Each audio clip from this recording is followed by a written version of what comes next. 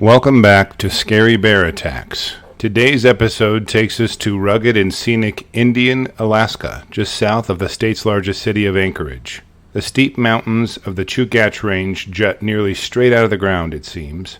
The land is covered in pine and fir trees, as well as alder, tall blueberry, and devil's club. The area features 30% of all plant species in Alaska, so the fauna present is very diverse.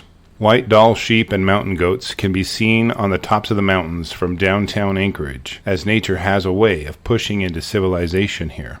It's very common to see moose, brown bear, black bear, and various other wildlife along the highways around the area. This is a place where the boundary between the rigors of the life animals live and human existence are blurred and nearly inseparable. The Robert Spur Memorial Hill Climb at Bird Ridge was celebrating its 29th year and featured a 3,400-foot climb. The trail meanders through woods and hills and is a local favorite event for running enthusiasts. Bird Ridge is a trail just off the Seward Highway at around 14 miles from the south edge of Anchorage. On Father's Day, June 18, 2017, Patrick Cooper, a 16-year-old boy who had just completed his sophomore year, was running the trail with his mother, Katrina. He was running in the youth division of the race, and she in the adult division. Before they left, Patrick grabbed his cell phone, and his mother switched her phone to airplane mode to save battery life. Patrick had just completed the 1.5-mile junior uphill portion of the race when his mother called him her little mountain goat and hugged him before she continued up the hill to finish the adult portion. Patrick was a happy and energetic boy who loved hugs and smiling. He enjoyed being outdoors and running. He was looking forward to shooting hockey goals with his friend after he finished his run with his mom. He was born premature and had some disabilities, but his congenial personality was undeniable. His biological parents had given him up for adoption after finding out he had a seizure disorder, autism, and ADHD. He was adopted by Katrina and her husband at the time, David. He was extremely gregarious despite his autism. The Bird Ridge Run would be his third race of this year. With his portion of the race finished, Patrick was slow hiking back down the trail with a small group of youth runners. The kids were chatting and laughing and not paying any attention, as they were done with the hard part. As the group hiked down, Patrick lost focus for a few seconds at a confusing juncture in the trail. He headed off on a fork of the trail that was not on the race circuit, and nobody was walking on. He was only a short distance down the trail when he noticed some rustling in the bush near him. Patrick figured it was no big deal, but finally noticed the others were not near him anymore. As he paused to look for the other joggers, he noticed a large black bear looking at him from a short distance away. The bear was between where he had come from and where he was. Now he only had one way to go, further down the trail and away from the others of his group. As Patrick would walk, the bear would stalk up closer. The boy was scared by this and began running. The bear followed suit. Patrick became very alarmed and wanted to speak with his mother. Taking his cell phone out, he dialed her number, but got her voicemail. He kept a careful eye on the bear as he tried to put distance between the two. He texted his mother and his brother, but got no response. He repeated the texting and reaching out as his fear mounted. He left a few voicemails describing that he was afraid because he had a bear chasing him and he didn't know what to do. Katrina finished her run down the hill and went to the muster point where she told the boys to meet after the race. She looks over and sees Patrick's water bottle and raincoat and immediately has a sense of foreboding. He was supposed to pick that up and take it with him when he came down the hill, and he should have been down well before her. That's when Patrick's brother Jesse ran up to Katrina.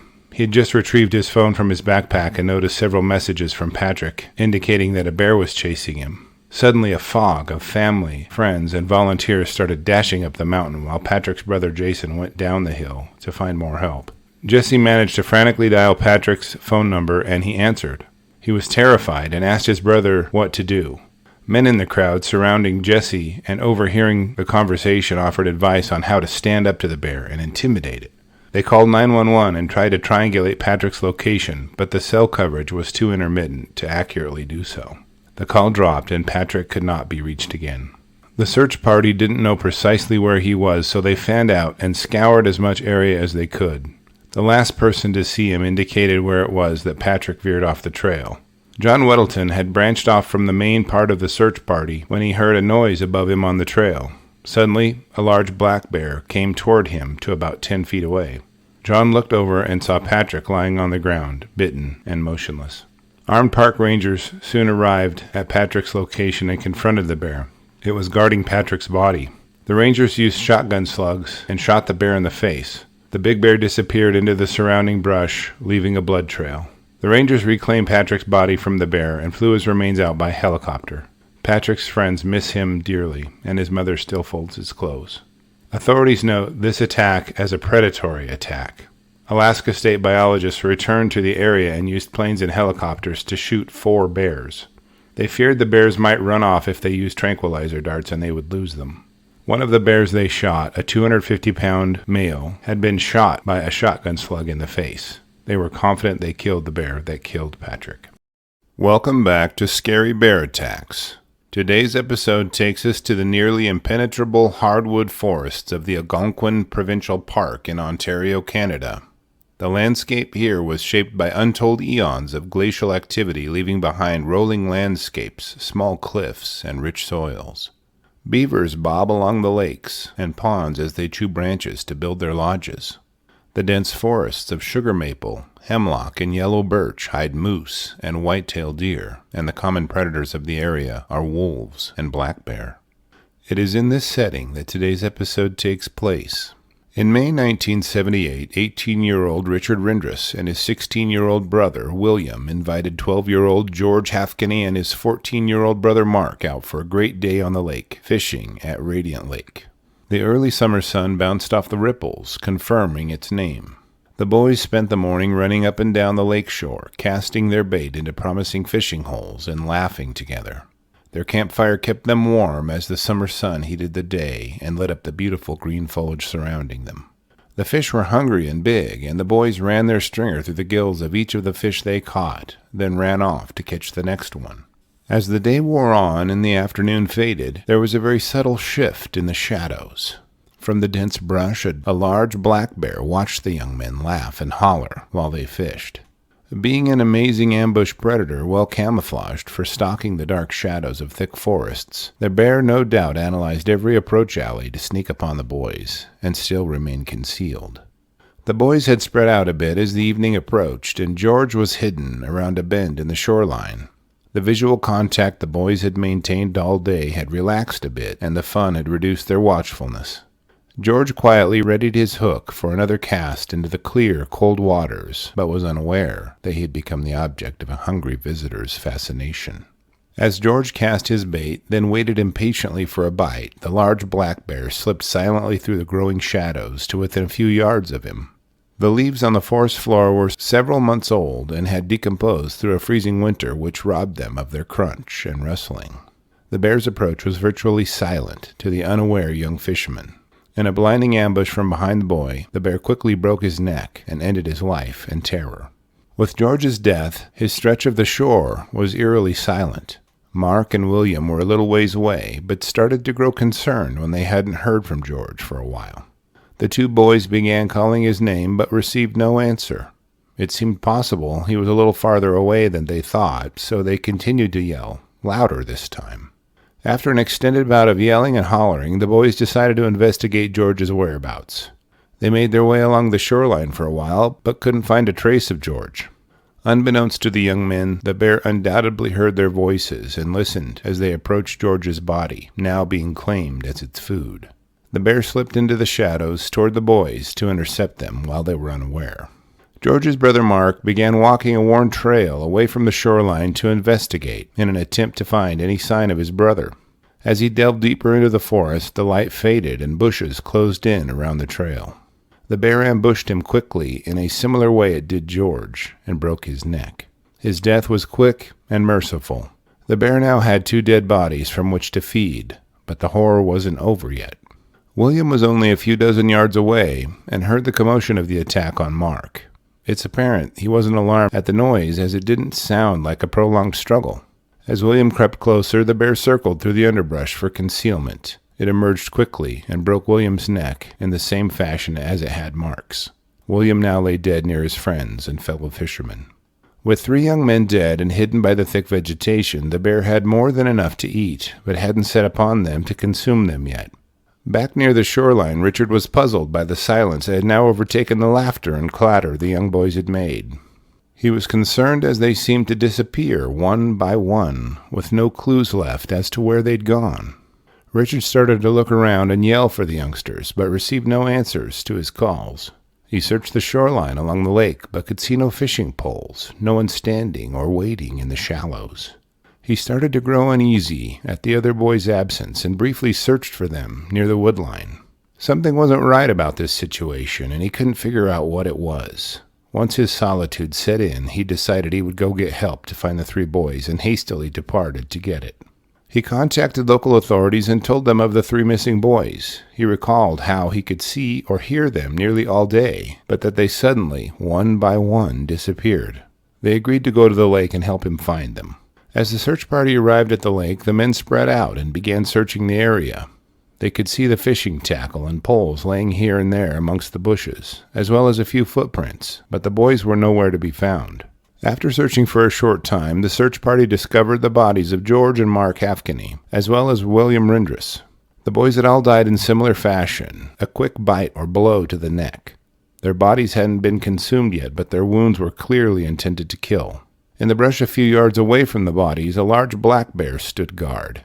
It defended their bodies from the rescue team, but there is no source I could find stating whether the bear was killed or merely driven off so the bodies could be recovered. The attacks were deemed a predatory attack given the nature of them and the fact that the bear had guarded them. Some authorities suggested the smell of the fish the boys had caught may have brought in the bear and set up the attacks. After reviewing the somewhat limited facts surrounding this attack, I'm left wondering, was this attack exclusively predatory or did it have an element of territorial defense to it? Why did the bear kill more than one of the boys if it was a predatory attack? If you think it was a territorial attack, could the fish the boys caught have triggered it? If the boys had brought a gun, do you think the outcome could have been different? Do you think that bear spray could have prevented this attack? In prior episodes, we've learned that a boisterous approach to a bear food cache can temporarily run off a bear. Why do you think the boys alerting the bear to their whereabouts didn't scare it away from George's body? If you have any answers to my questions, or perhaps your own, please post them in the comments below and let's discuss it. Welcome back to Scary Bear Attacks. Thank you for helping us reach 70,000 subscribers. Today's episode takes us to the frozen north of the Yukon Territory in Canada, near a small town called Mayo. It lies about 250 miles north of Whitehorse and is surrounded by wilderness and is the home range of the native tribe known as the Big River People. This area has a subarctic climate and temperatures range from minus 80 degrees Fahrenheit in winter, which lasts about 6 months, to 97 degrees in the summer, with extremely short spring and fall seasons. This area receives about 12 inches of precipitation per year, but most of that falls in the winter season as snow. With some of the nation's highest mountains here in the St. Elias mountain range, the peaks stay covered in snow year-round. In the northern part of the territory, boreal forests give way to tundra. Black spruce, white spruce, quaking aspens, and balsam poplar provide a sheltering canopy for caribou, moose, mule deer, and elk to hide in. The predators of this area are plentiful and include wolves, black, brown, and polar bears, as well as cougars. It is in this setting that our story begins today. Valerie Theoret and her companion, Yermond Rochalt, had just 10 months prior welcomed their first child, Adele, into the world. Theoret was originally from Quebec and moved here about 10 years ago. She made fast friends and immersed herself in the Francophone community in the area. Valerie was nearing the end of her maternity leave from her 6th grade teaching position guiding children in French immersion at Whitehorse Elementary School in Whitehorse, Yukon. Yermond was a 37-year-old owner-operator of a company called Wild Tracks, which guided hunting, fishing, and trapping expeditions. He was from Norway originally, but blended in the territory and its rigorous wilderness folk. The family had purchased one of the 360 trap lines in the territory about 3 years ago, and it was located near Einerson Lake. Here he harvested wolves, foxes, lynx, and other fur bearers, and she would design and sell trinkets from their fur. They would take their wares back to town and sell them at trade shows and events. While visiting the cabin, the family would live off the land and enjoy their remote haven together. Their friends indicated that they were well aware of the dangerous animal life in the area and were very experienced outdoors people. Running a trap line is a labor-intensive and perilous pursuit.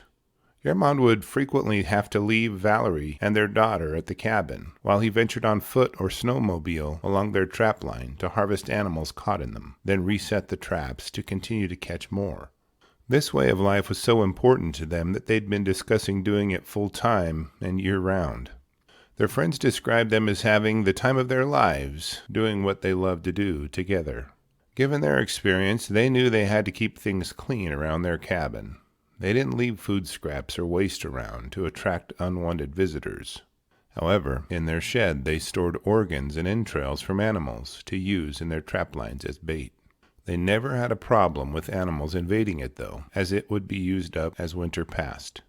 On the morning of November 26th, the family ate breakfast together and enjoyed each other's company. Yermont rounded up his trapline equipment and loaded it onto his snowmobile. The couple chatted as he got ready to do his trapline check for the day, and once he was ready, Yermont headed out, with his snowmobile leaving a distinct trail for him to follow to get back home. Somewhere between 10 a.m. and 3 p.m., Theoret decided to take Adele for a walk and enjoy the scenery and solitude together.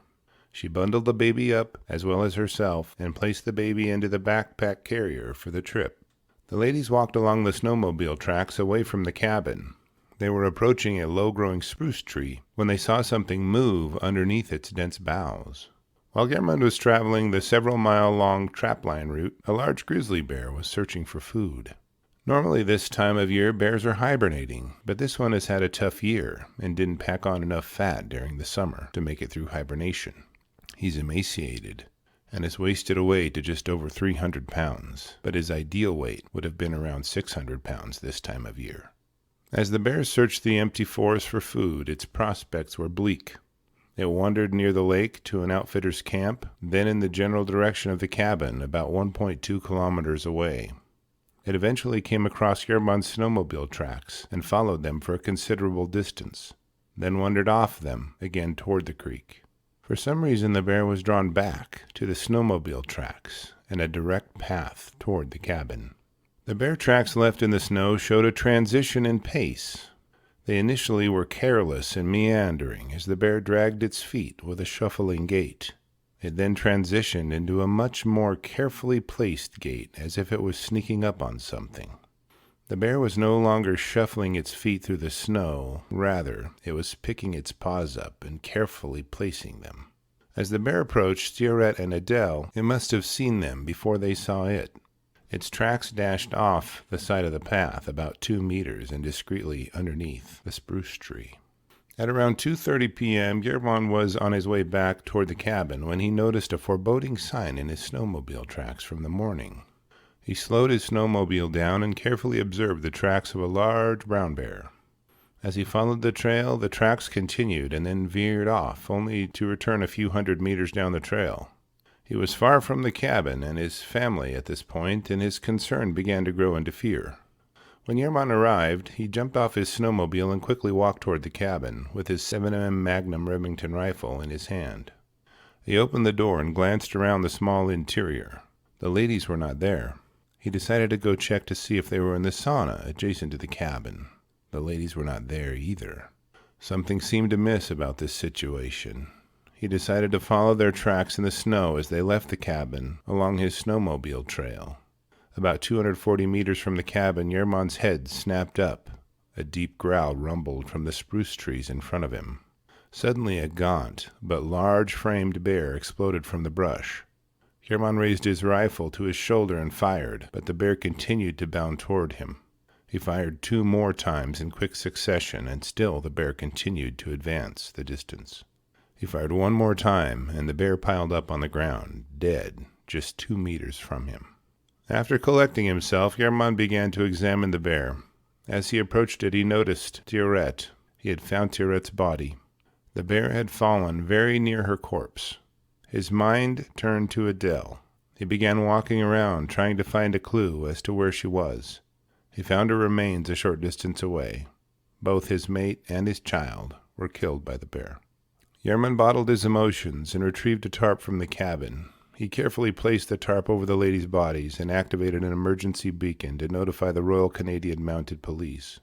The authorities arrived the next morning and gathered evidence of the incident and examined the bear's remains.